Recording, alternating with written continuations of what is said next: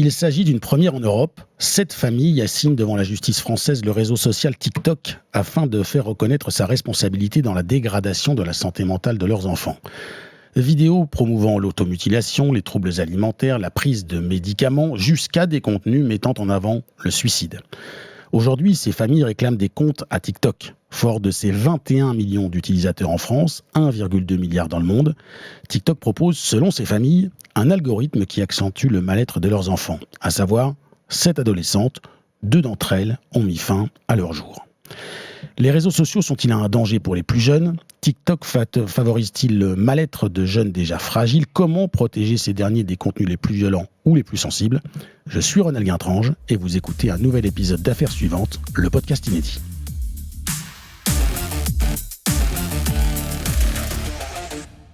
Bonjour Justine Chevalier. Bonjour. Vous êtes journaliste police-justice à bfmtv.com. Avec vous, nous allons revenir sur le parcours de ces adolescentes qui ont été exposées à ces contenus parfois mortifères. Bonjour maître Laure Boutron-Marmion. Bonjour. Vous avez fondé le collectif Algos Victima pour venir en aide aux victimes de ces réseaux sociaux. Avec vous, nous allons revenir sur cette assignation que vous portez pour ces 7 familles pour en comprendre les objectifs mais aussi les enjeux. Mais d'abord Justine, sur le parcours de ces 7 adolescentes dont les familles tentent aujourd'hui de faire reconnaître la responsabilité de TikTok dans l'accentuation de leur mal-être, causant des troubles alimentaires, des tentatives de suicide, jusqu'au geste fatal, je le disais, pour 2 d'entre elles. Oui, elles s'appelaient Charlize, Marie, elles avaient toutes les deux 15 ans. Et ces jeunes filles au profil fragile ont mis fin à leur jour. Stéphanie et Delphine, les mamans des 2 adolescentes, ont raconté d'ailleurs à BFM TV comment leurs filles, toutes 2 victimes de harcèlement à l'école, se sont, dit-elle, retrouvées enfermées dans un mal-être à cause de TikTok. Elles ont d'abord regardé une première vidéo en lien avec le harcèlement qu'elles vivaient, puis elles vont être exposées à des dizaines de contenus particulièrement explicites. Certains d'entre eux font clairement la promotion du suicide. En cause, l'algorithme de TikTok, qui est d'ailleurs décrit par les spécialistes comme celui qui est le plus à même pour enfermer les utilisateurs dans un flot de contenu homogène, un flot de contenu sur le même sujet. Et pour ces jeunes filles confrontées quotidiennement à ces contenus mortifères, l'effet a été dévastateur. Elles sont passées à l'acte, elles se sont donné la mort. Depuis, leurs parents se battent pour alerter la société, les pouvoirs publics et tentent de faire reconnaître la responsabilité de TikTok dans l'aggravation de la santé mentale de leurs filles. Alors Justine, ces 2 familles ne sont pas les seules. Avec le collectif Algos Victima, 5 autres parents se sont associés à leur combat et elles portent donc ce recours devant la justice française. C'est le cas de Morgane. C'est la maman de Maëlle que vous avez contactée. Cette jeune fille, fragile psychologiquement, a fait plusieurs tentatives de suicide, plusieurs passages en hôpital psychiatrique. Aujourd'hui, mère et fille dénoncent l'addiction provoquée par l'algorithme de TikTok. Oui, j'ai longuement échangé au téléphone avec Morgane. Si elle accepte de témoigner, c'est avant tout pour alerter les autres familles, pour, dit-elle, que sa douleur puisse servir à d'autres, pour qu'on puisse parler de ce sujet, pour que les parents, les soignants, les enseignants, la société soient alertés, sensibilisés. Morgane, elle est très claire, elle ne dit pas que TikTok a fait que sa fille va mal psychologiquement, mais que le réseau l'a fait s'enfoncer dans ce mal-être. Car Maëlle, la fille de Morgane, aujourd'hui âgée de 17 ans, est tombée, dit-elle, dans la spirale infernale après avoir été victime de harcèlement. C'était dans son collège. Tout a commencé effectivement en classe de 4e. La jeune fille va se renfermer. Sa maman dit ressentir un problème, un mal-être chez sa fille. Elle l'a fait voir par un psychologue. À cette époque, Maëlle, elle va évoquer les méchants, entre guillemets, du collège. Mais à cette époque, toujours, on ne parle pas de harcèlement. Et pourtant, aujourd'hui, on sait que c'est cet harcèlement qui a causé tout le mal-être de Maëlle. Maëlle, à cette époque, elle a un téléphone portable, elle est en classe de 4e, elle n'a pourtant pas le droit de l'utiliser dans sa chambre, elle ne peut pas se connecter le soir, mais elle va quand même consulter, comme tous ses camarades, TikTok. À l'époque déjà, elle se scarifie, elle va liker en fait des vidéos évoquant des chansons tristes, et l'engrenage se met en place sur son fil Pour toi, sur l'application TikTok. C'est ce fameux fil de recommandations. On va lui proposer des vidéos faisant la promotion de l'automutilation. On va lui donner les astuces, entre guillemets, pour se scarifier, pour se procurer des lames, pour se procurer des médicaments. Maëlle, elle trouve une communauté autour d'elle. Et Morgane, sa mère, dénonce, elle, une véritable boîte à outils pour se complaire, en fait, dans ce mal-être. Le problème, c'est que ni les parents ni les médecins de Maëlle ne font le lien. Non, la maman de Maëlle, à cette époque, évidemment, elle se bat pour que sa fille soit prise en charge, pour qu'elle puisse suivre une thérapie. On lui renvoie d'ailleurs souvent l'argument que sa fille est une adolescente, que ça va passer. Et d'ailleurs, cet argument de l'adolescence, ça va accentuer le mal-être de Maëlle. La jeune fille, elle vit avec un sentiment permanent de vide. L'impression de ne pas avoir sa place dans la société. Elle va enchaîner les rechutes, les tentatives de suicide. Elle va dire à sa mère que la vie n'a pas de sens, qu'elle n'a pas sa place dans ce monde. On imagine le courage d'une maman pour supporter ce type de propos. À l'époque, cette maman, elle me dit qu'elle est comme un zombie. En fait, elle tente de maintenir sa fille en vie. Elle ne lâche rien. Elle n'a pas le courage, la force de chercher les causes du mal-être de son enfant. Et il y a quelques mois, Morgane, elle entend un reportage à la radio sur TikTok sur les contenus proposés par la plateforme. Elle me dit qu'elle, à l'époque, pour elle, TikTok, c'est des vidéos de chatons sans conséquences. Elle va parler avec Maëlle de TikTok. Et la jeune fille avoue que oui, elle a été confrontée à des vidéos d'automutilation, sur les troubles alimentaires, sur le suicide. Des vidéos dans lesquelles il est expliqué qu'une scarification sans sang, ça ne compte pas. Une tentative de suicide sans hospitalisation, ça ne compte pas non plus. Et donc, qui encourage à aller encore et encore plus loin. En bref, des contenus qui banalisent la mort. On va élargir un petit peu, Justine, parce que ce n'est pas la première fois que TikTok et donc ses algorithmes sont pointés du doigt. C'était il y a un an, c'est l'ONG Amnesty International qui publie une étude sur justement ce fil de recommandation pour toi, fil qui, selon l'association, encourage l'automutilation et les idées suicidaires, alors que le temps moyen passé par les jeunes Français sur TikTok est quand même de 2 heures par jour. Aujourd'hui, la mère de Maëlle a installé un contrôle parental sur le téléphone de sa fille. Maëlle, elle peut utiliser son téléphone 30 minutes par jour. Évidemment, l'application TikTok a été désinstallée, mais cette maman, elle vit aujourd'hui toujours avec la crainte permanente que sa fille passe à l'acte. Pour être tout à fait complet, j'ai contacté évidemment TikTok qui m'assure que l'entreprise n'a reçu à ce jour aucune notification relative à la procédure judiciaire donc lancée par le collectif Algos Victima. L'entreprise, elle tient à rappeler que, je cite, « protéger notre communauté et tout particulièrement les plus jeunes est une responsabilité prise avec le plus grand sérieux, que tout contenu relatif au suicide, au passage à l'acte, à la tentative de suicide ou aux idées suicidaires, mais aussi les contenus relatifs à l'automutilation sont supprimés. Et concernant les algorithmes, les fameux algorithmes mis en cause, TikTok assure que c'est l'un de ses défis inhérents à son système de recommandation. La plateforme dit qu'elle s'assure que les contenus recommandés ne soient pas trop restrictifs, notamment quand ces vidéos sont en lien avec le sport à l'extrême, avec les régimes ou avec la tristesse. Maître Bourbion-Marmion, merci d'être dans Affaires suivantes, le podcast inédit. Vous avez fondé, je le rappelle, le collectif Algos Victima. C'est une cellule d'accompagnement juridique pour les victimes des réseaux sociaux. Vous portez cette assignation au civil contre la plateforme TikTok pour cette famille. C'est une première. Quel est le but de cette procédure et qu'est-ce que ces familles dénoncent précisément ? Tout a commencé, je dirais, il y a une année. Lorsque nous avons déposé plainte contre TikTok pour provocation au suicide dans le dossier de Marie, Stéphanie et Charles, avec qui je travaille à la reconnaissance du harcèlement scolaire qu'a vécu Marie depuis maintenant 3 ans.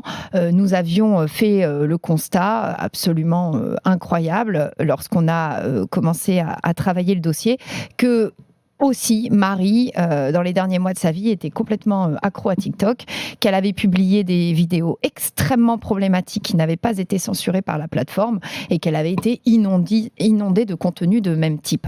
Donc ça commence par là, si vous voulez. C'est que, en fait, Stéphanie commence à avoir des prises de parole publiques sur ce sujet-là. Je commence à en avoir moi aussi à mon tour.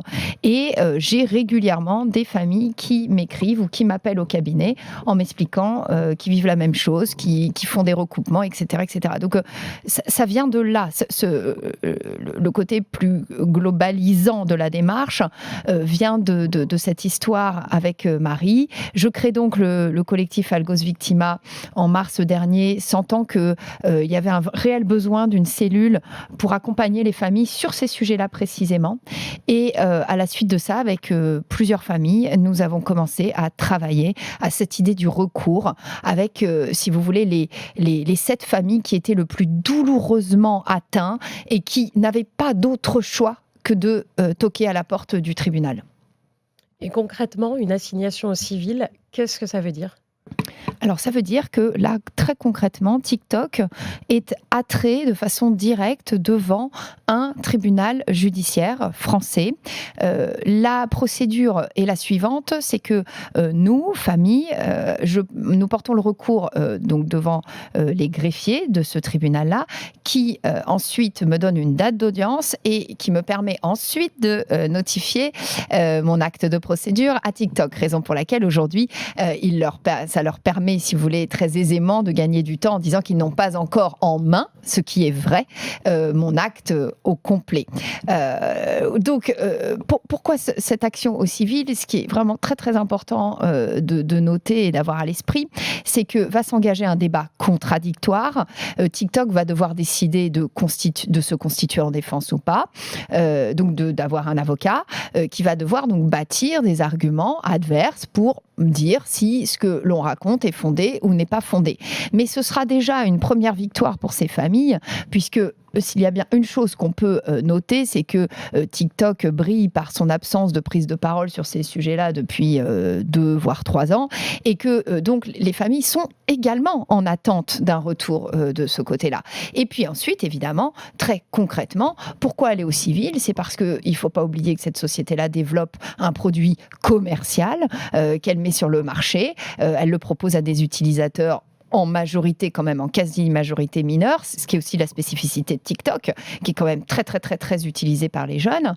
Et elle propose un produit qui, de façon incontestable, est défaillant, puisque aujourd'hui, il atteint directement la santé des jeunes. Donc, évidemment que le civil apparaissait également le tribunal naturel, si vous voulez, pour discuter de ces questions-là. Si on se met d'un point de vue extérieur, on peut quand même dire que ce sont les utilisateurs de TikTok ou les utilisateurs des réseaux sociaux qui regardent volontairement ces contenus. Ce que vous dites, ce que vous dénoncez, c'est cet algorithme puissant qui va les cibler les plus fragiles avec des vidéos, en l'occurrence, qui prouvent l'automutilation, les troubles alimentaires ou le suicide. C'est-à-dire qu'effectivement, il y a une sacro-sainte distinction que du coup ces entreprises-là sont très heureuses de faire depuis X années, qui est de dire nous sommes hébergeurs de contenu. Ce n'est pas notre contenu, donc ce n'est pas notre affaire. Sauf que là où le bas blesse, c'est qu'ils créent un outil digital grâce à ce contenu-là. Ils le créent par un algorithme qui va donc le rythmer, le designer. Il va décider d'une charte graphique et notamment, par exemple pour TikTok, il décide de ce fil pour toi qui impose le contenu à l'utilisateur plutôt que l'utilisateur va aller le chercher. Et donc là, à partir de là, le discours ne peut plus être le même, si vous voulez. Ils ne peuvent plus se ranger en disant « Ah oui, mais ce n'est pas mon contenu, donc ce n'est pas notre affaire ». Si c'est leur affaire, et c'est ce que j'évoque effectivement dans mon recours, c'est qu'ils développent un outil qui est par essence addictif. Et si dans le même temps, ce contenu-là n'est pas régulé, si vous voulez, eh bien, évidemment que les effets sont dévastateurs pour tout utilisateur, et qui plus est un utilisateur mineur qui est d'une vulnérabilité spécifique. C'est ça. Donc, évidemment que eux vont avoir un discours qui consistera à dire que ce n'est pas leur contenu. Mais ce n'est plus possible de raisonner ainsi aujourd'hui à l'heure de TikTok et des autres entreprises de réseaux sociaux, vu la viralité et la puissance de l'algorithme qu'ils ont mis en place.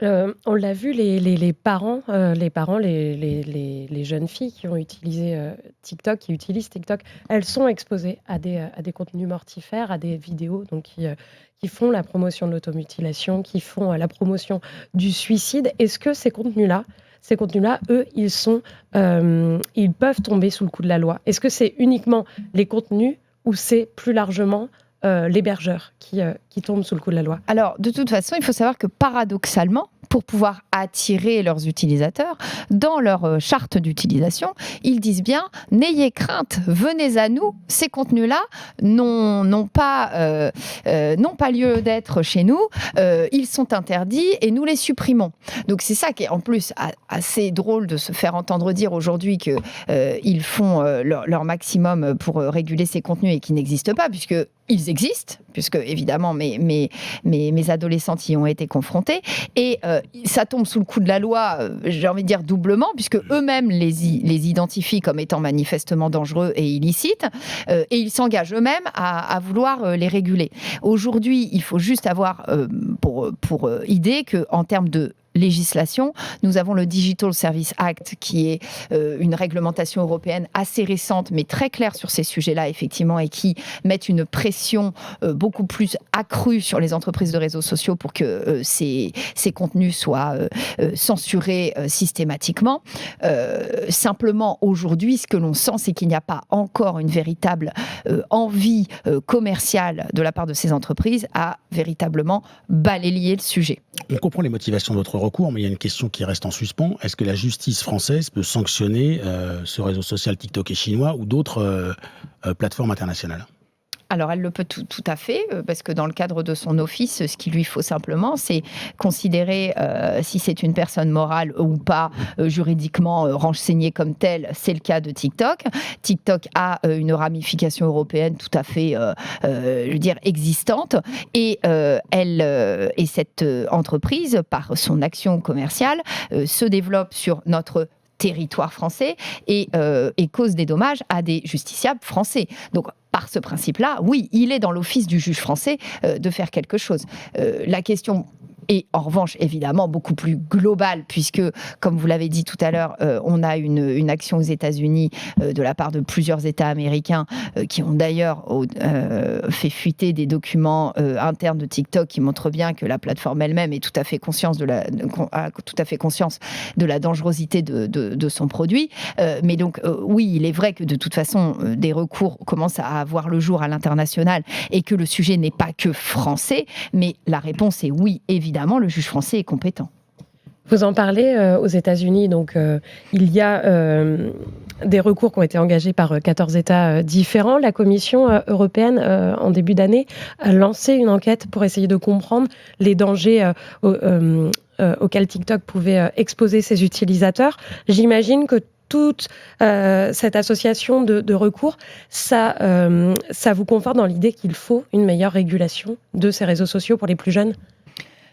Je ne dirais pas que c'est le contexte géopolitique qui me conforte dans l'idée de faire quelque chose. Je crois que c'est tous les jours les mails que je reçois avec les nouveaux témoignages que je peux avoir qui me confortent dans l'idée qu'on touche dans le juste, effectivement, à cet impératif de régulation. Parce que quand on voit qu'on a des jeunes qui sont capables, effectivement, de se pendre dans leur chambre de façon très concrète parce qu'ils ont appris comment faire un nœud de corde après avoir visionné une vidéo sur la plateforme, c'est pas acceptable.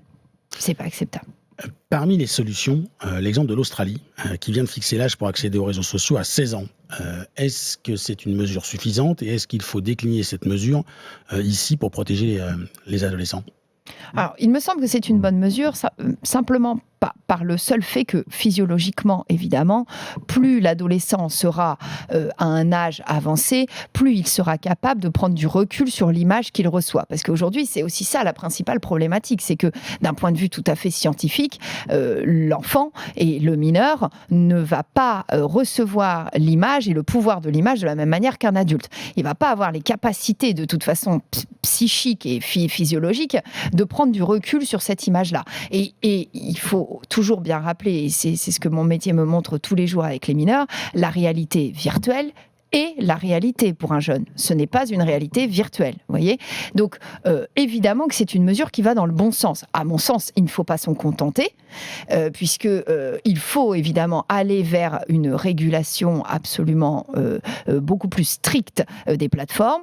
Je pense que un argument qui consisterait à dire que cette régulation n'est pas possible ne vaut pas et ne vaut plus quand on voit que la version, mettons, chinoise de la plateforme TikTok est tout à fait édulcorée et encadrée. Donc, ces plateformes sont tout à fait en capacité de le faire. Merci beaucoup. J'ai une dernière question, maître. Vous accompagnez ces familles, vous en connaissez beaucoup, des familles meurtries qui voient leurs enfants sombrer. Est-ce que vous auriez un conseil pour les parents qui nous écoutent pour justement faire face au harcèlement que leur enfant peut rencontrer, à cette exposition à des contenus violents, mortifères? Est-ce que vous avez un conseil à leur apporter? À mon sens, la spirale est telle que c'est en amont qu'il faut travailler le sujet. Je pense que donner un portable à un enfant, c'est une vraie éducation au portable. Il faut vraiment, nous, parents, dans la mesure où nous sommes des générations qui n'avons pas vécu dans ce bain digital absolument ahurissant, nous mettions toujours dans la tête de notre enfant en nous disant qu'ils ne vont pas recevoir les choses de la même manière. Donc il y a une vraie éducation au portable. Donc il y a évidemment un âge auquel on peut donner un portable et un autre âge où c'est plus dangereux d'en donner un. Et puis pareil pour les réseaux sociaux. À mon sens, c'est en amont qu'il faut travailler les choses. Et puis ensuite, malheureusement, quand la spirale est là, il n'y a que le dialogue qui pourra éventuellement aider. Et puis, bien sûr, maintenant, il faut voir aussi qu'on a plein de chouettes associations qui proposent des formations aux parents. Donc voilà, plein de choses se font sur le terrain. Il faut simplement que les parents soient à l'écoute et qu'ils soient conscients de la dangerosité du sujet. Merci beaucoup, Maître Boutron-Marly. Merci. Merci beaucoup, Justine Chevalier. C'était Affaire suivante, le podcast inédit.